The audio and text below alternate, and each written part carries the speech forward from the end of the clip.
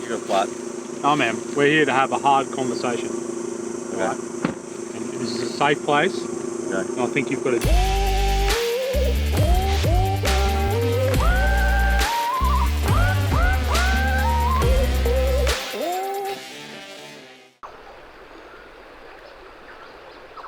Bloody freezing in here. Slept so good. How'd you go, Mark? I got to a good temperature a couple of hours ago and I just put mine, like blocked it off. That's funny. Did you hear that, Justin? Mark got to a good temperature and just blocked his off. What? Because he was a good temperature, he didn't need any more aircon. Oh, you're a good man. Aircon in a swag might be the greatest invention I've ever experienced. That was pretty cool, hey? But look at that. We've got like a three-way vent or a duct into our swags. And I slept solid. I reckon I got a good 8-9 hours sleep. And I remembered I got some coffees in the fridge. So today, I think we're packing up, cleaning up, loading some boats, and then doing the Stones Crossing track. I've never done it before. Steve, you haven't done it, have you? No, man. Never done it. Pretty pumped about Stones Crossing track today. Never done it, so I'd be interested in doing a new track up here. First up, crossing the Wenlock River in the cars. It is reasonably deep down there and flowing fairly hard, so see how we go. Feel good after the float. I was pretty busted the night before last. I think that was the least amount of carnage we've ever had on a float. Happy with that, but that's because we've got rules in place. If you get up, you yell out getting up. If you're getting in or out, disembarking and barking. That worked, and we've come to the end unscathed reasonably. Justin's feet, they're pretty busted up. Feet are a bit busted up. You know, when you, I think, standing on ribs of the tinny and copping sticks and spikes and stuff. I understand the boys. I'm like, what do you wear on your feet? And they said, oh, it's hard. There's no perfect shoe for a float because you get in and out so much and you get all your shit in your shoes. They're right. I tried the Crocs, but when you get out all the time and you sink it in that gritty sand, it all just goes straight in your shoes. So then every time you get back in the boat, you got to rip them off and empty it out, and then you're getting back out of the boat again 10, 15 seconds later sometimes. So barefoot seems to be the best option, but then you got to deal with the aftermath of getting busted up. But I come out of it pretty good, I think. Only really copped, got 1, 2, 3 band-aids on. But it could have been a lot worse. Like for 3 days trudging down that river with all the timber in it, I really only copped 3 sort of nicks. Yeah, 2 of them. Just contemplating this crossing down here. We're swimming there yesterday. It's reasonably deep, especially in that first section just as you go through the cut-in. Rocky on the bottom, so I don't think traction's going to be a problem. But still always flowing river crossing like that's pretty daunting. So I'm going to throw the boats on the top, pack up around camp, hit the track. It should be awesome. I've never done it, pretty excited for it.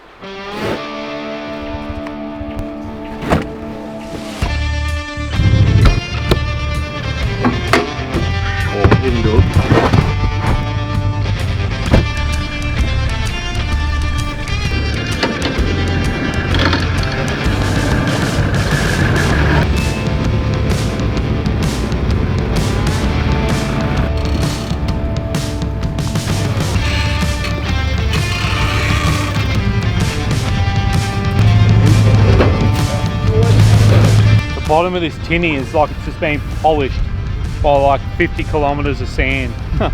So shiny.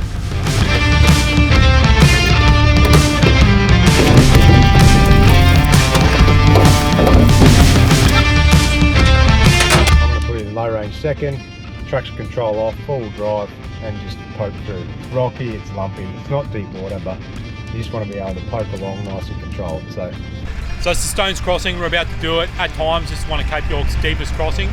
At the moment, later in the season, it's a little bit lower, but it's still flowing hard and there's some deep spots in the middle. Let's do it. Everyone's ready? Ready? Oh, yeah, GoPro's on. Hang on, just put my car in full drive.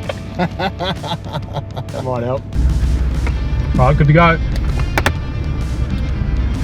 So we haven't walked this crossing, but we did swim it yesterday. Hopefully it's not too deep. Full drive. I might just chuck the rear locker in, a little bit of safety. Thought reasonably deep. Oh, right there. Wow. That's a lot deeper than I thought there, boys.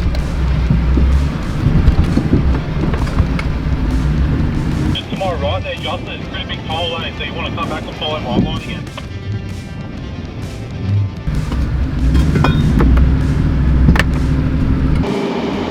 Mate, you were real close to that rock there, Justin. All good, buddy.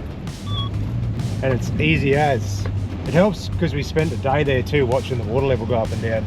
If we would have done that when the tide was up going the other way, she would have been going over the bonnet for sure, I reckon.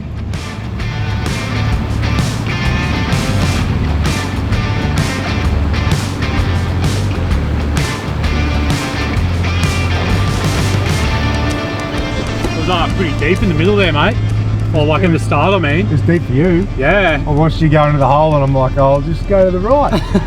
Well, I nearly clipped my canopy on the rock bar on the other side, but it was a lot shallower going round. Yeah. But even like you saw where I said just at the end there, I'm like, big hole there, eh? Yeah. I think you just got the edge of it dropped down into it. Just missed it. It's good. I bumped a few things. I think the tow bar knocked a few rocks on the way through, but yeah, I was all right. all in all, a pretty good one. Pretty good, yeah.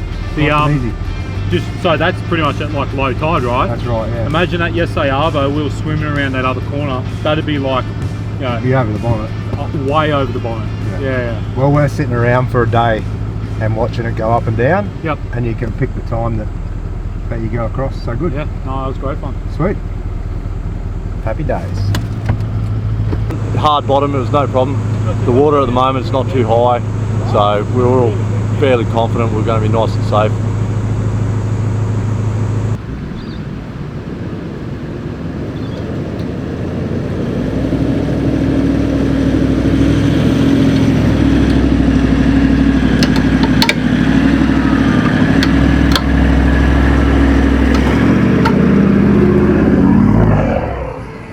He's up and away.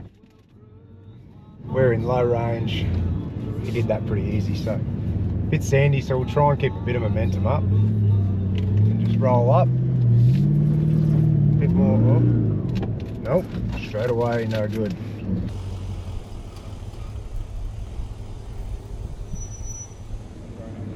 Let's go a little bit of a different line, maybe a bit slower. Nope. I don't know. I'm gonna have to have a little bit of right foot.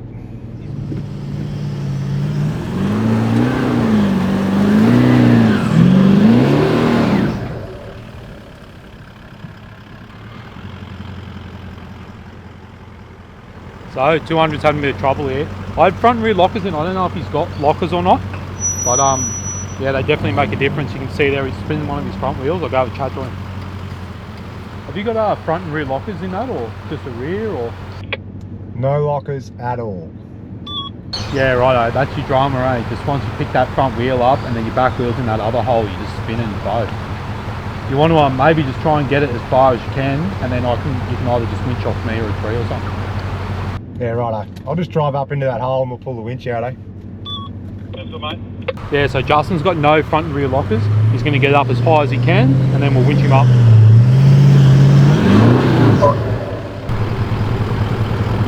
So we're just going to drag this winch out here and just get him through those wombat holes. He's just dropping a wheel into a front and rear hole and losing traction. It's not a crazy difficult climb. Probably shows the difference between having lockers and no lockers. The Cruiser picks big wheels up, but at least it keeps drive on that other wheel with the lockers in.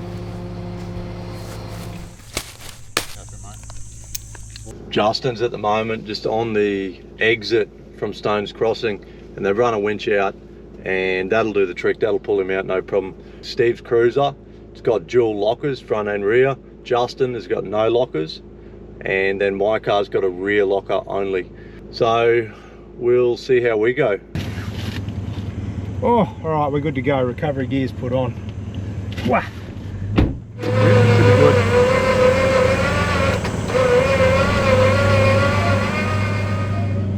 It's a big car to winch up a hill, man. Yeah, keep going, keep driving.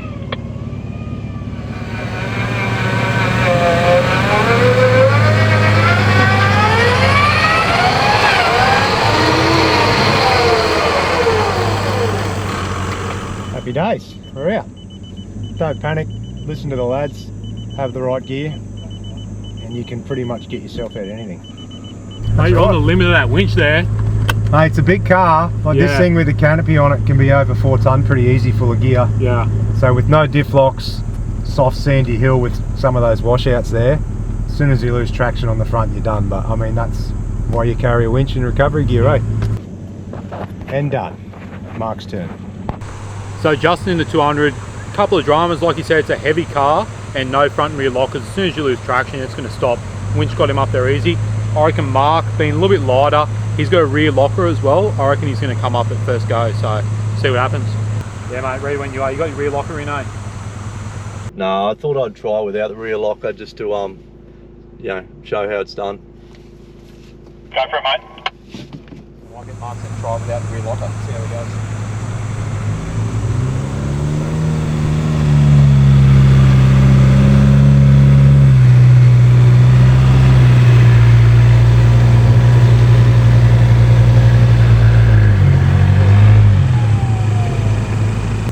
So Mark's just tried it. He tried the slow line, or he tried the slow approach. Didn't really work, but he's, I think, give it a few more berries this time, see how he goes. Yeah, mate, I reckon same line, a bit faster, you'll get it. Roger.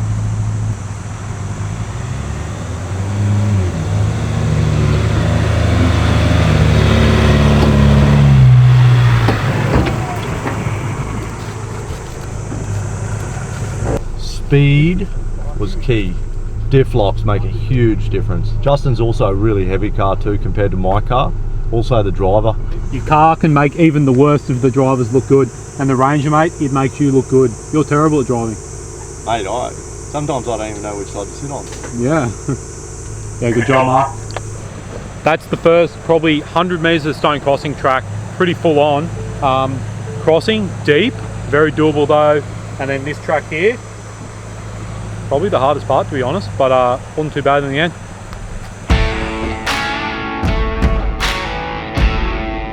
So we've gone through the crossing, and this is my first time doing the track. It goes through the Steve Irwin Reserve. Pretty cool thing. Be able to just buy a heap of land and put it towards conservation. Hey boys, I've got a flat tyre. Right, I'm just pulling up behind you, mate. But that really sucks. Hang on, what was that? Dalton's got a flat tyre. Ah, spewing, eh? Right, I'll try and work my way back. That didn't take long. We've gone about, I don't know, maybe 500-600 metres, maybe a K, and we got our first flat tyre. Brand new tyre, man, and there's no coming back from that. It's got this huge gaping gash in the side of the sidewall.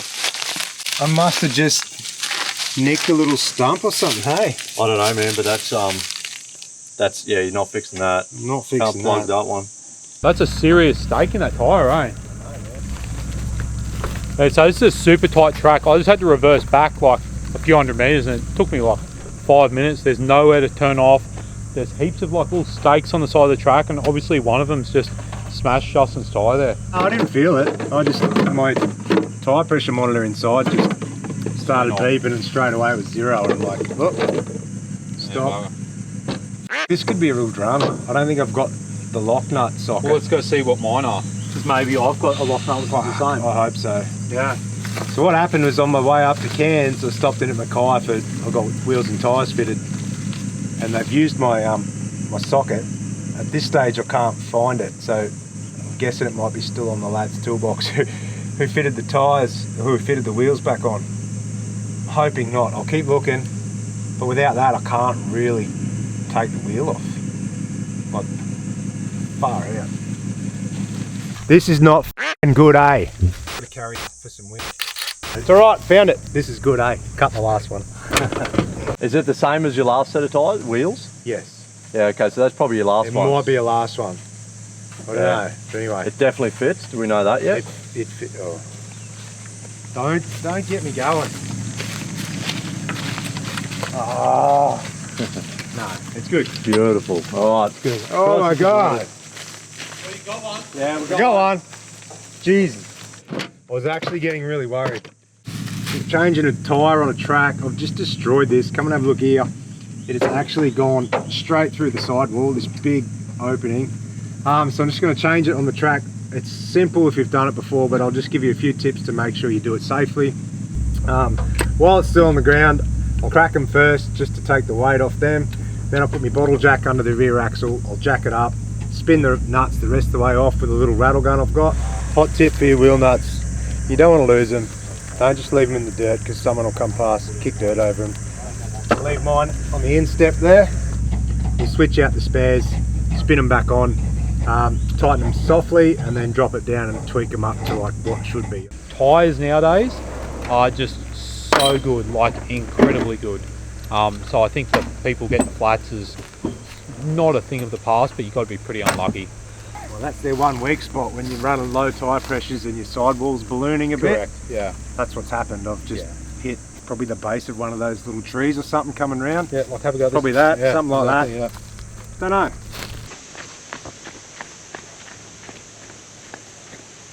You can feel how sharp this guy is here. This is it. It's just cut this corner a tiny bit too much, and there's rubber all the way up to here. A lot of people have hit it previously, and it's just got kind of a tiny little sharp edge on it.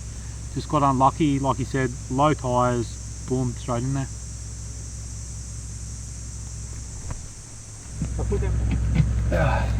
Done. Busted tyre on the back, freshie on. Now I'm just going to run around and put some air in my tyres, so I don't have that happen again. Well, that was fun.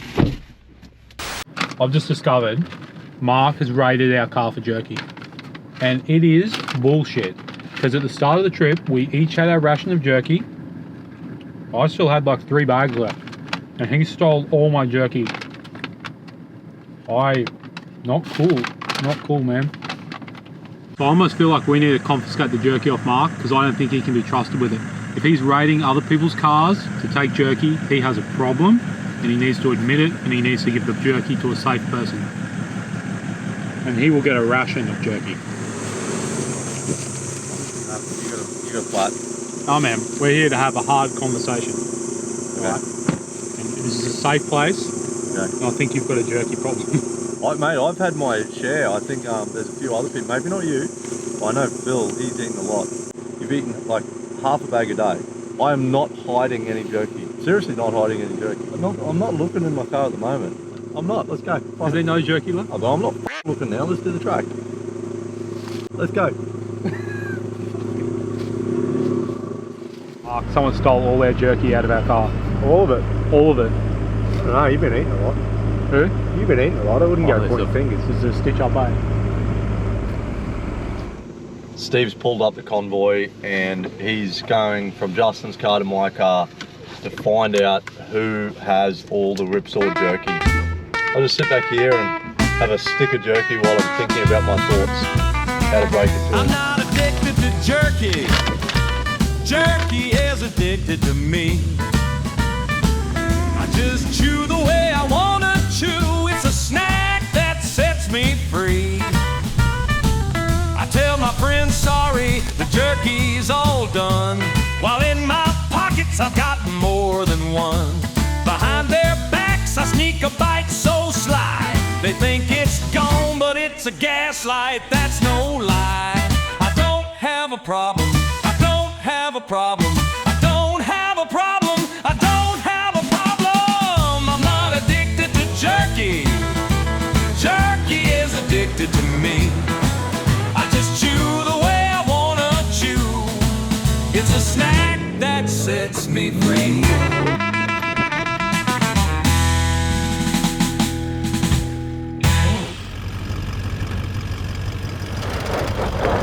We're on 8 days into the trip. Found the last bag of jerky, and we are not telling Phil, Stevie, or Justin.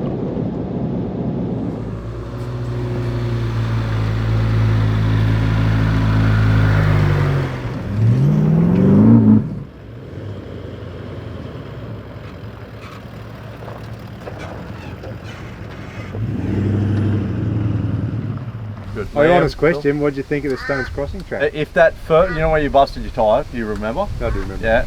So that first half an hour, if it was like that for 3.5, 4 hours, Yeah. that would have been pretty boring, Yeah. and frustrating. Yeah. And you know what? If I was to do it again, I'd come in from this side, Yeah. and I'd finish at Stones Crossing For a camp. and camp there. Yeah.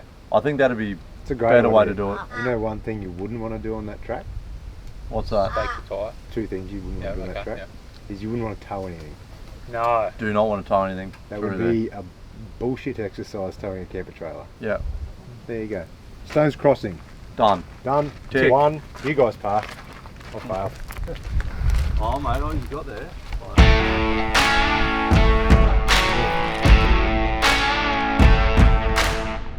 Well, I got the burger I was hoping for. We're like the only people there, apart from one other old cow cocky having a can of gold. They were as good, if not on par, or slightly better than the Archer burger. Now we're going to head south to another spot. We should be there in about 45 minutes. Give it a burger.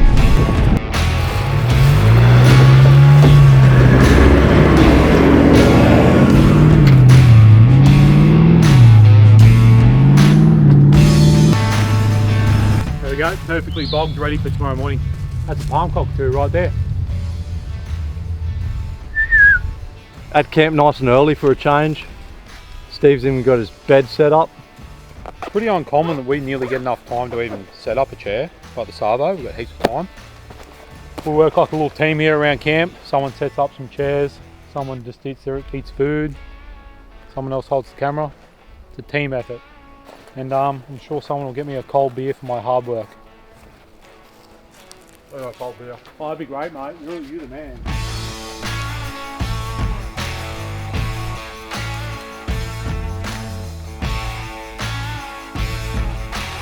Fish on.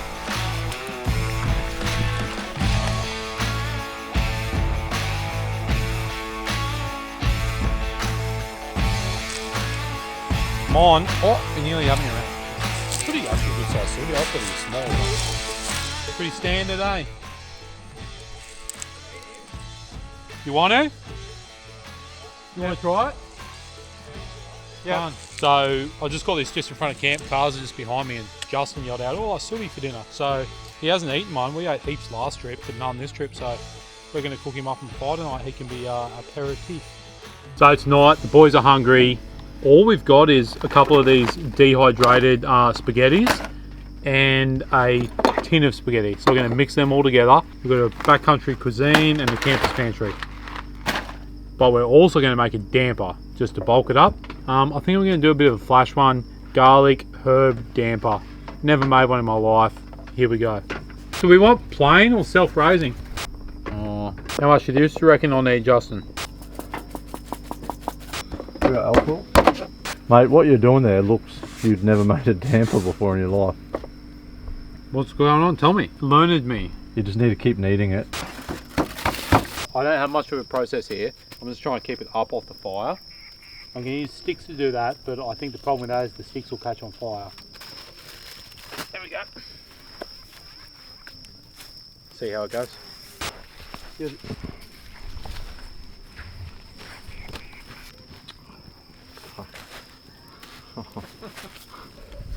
I saw there was someone pointed out that the damper was on fire.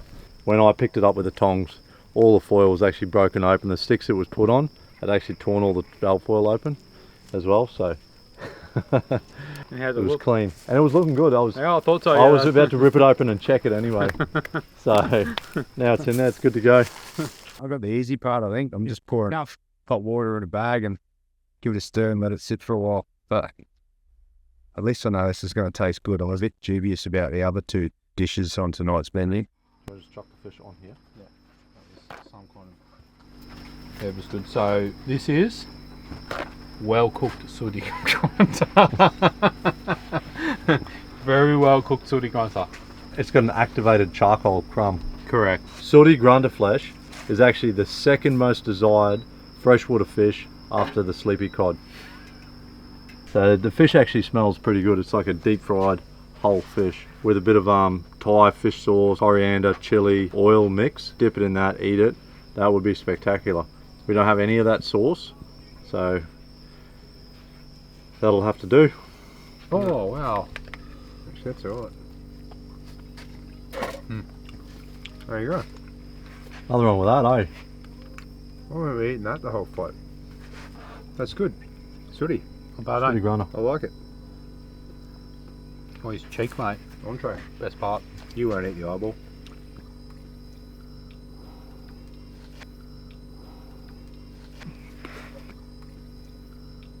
Is that like a pearl? I would not recommend the sooty grunter eyeball. No. No. Yeah. For me, like cold trout's probably 10. That's a 6. Well, That's still a good score. Yeah, obviously everyone's going to come in and say, oh, catfish are good too. Well, let's forget about those people. Most people are going to go, yeah, most people are going to go coral trout, sleepy cod, sooty grunter. We'll never know. Yeah, but So we'll we never didn't eat know the bloody sleepy because we cod. kept throwing the sleepy cod back. If you want a second meal, you just pull out what's in its belly and have a few cherubin. It's actually caviar. Oh, really? Yeah, see? So this, we believe this is fish eggs. Yeah? Yeah.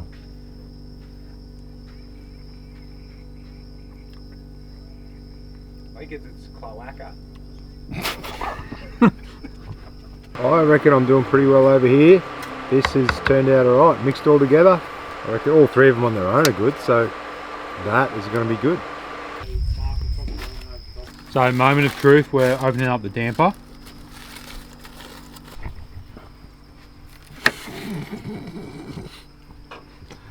Oh. If you were like living on the street and you're really hungry, you'd eat it. Should be right. I mean, you actually dip it in your spaghetti and that. Oh, it'll soak be up the fresh. sauce. Yeah. Yeah, mate. Because, mate, you tell someone this is how you're meant to do it, and they probably still wouldn't believe you. But You tried a bit? I'll block you up. It's pretty terrible. Honestly, if you were trying to put cornice on a ceiling, this is what you want. Yeah. You just want a few dabs of that. Oh, it's pretty dense. Isn't Oh, very It's, dense. it's not self-raising flour, man. That's what I'm saying. It can't be. Some plaster mix or something left over from a bucket of cornice cement. A bucket of cornice cement that you accidentally put in a bloody self-raising Or some flour bucket. Mixed with Just- some you're like- with some tile glue. Yeah, and you're like, oh, I don't want to throw that out. I've got a little plastering job coming up. We're going to throw it in that self-raising, and then you've thrown it in our in the canopy. Possible. Run it along, stick it up there, nice wet rag, just wipe it straight off. Yeah, that'd be perfect. If you wanted to eat it, however, Not so good. not the best. Goes right, eh? Very dense. Very dense. Save on toilet paper tomorrow because no one's going to for a week. So, Look, the spaghetti's pretty good, but the damper is really bad. Like, it's, Did it's you- like eating Play-Doh. Yeah, it is. Except Play-Doh tastes better. I can't help but feel like we've made a horrible mistake coming here. So we just travelled about 4 hours, 5 hours from our last campsite to come put the tinnies in, go fishing, and look at how much water's out there at the boat ramp.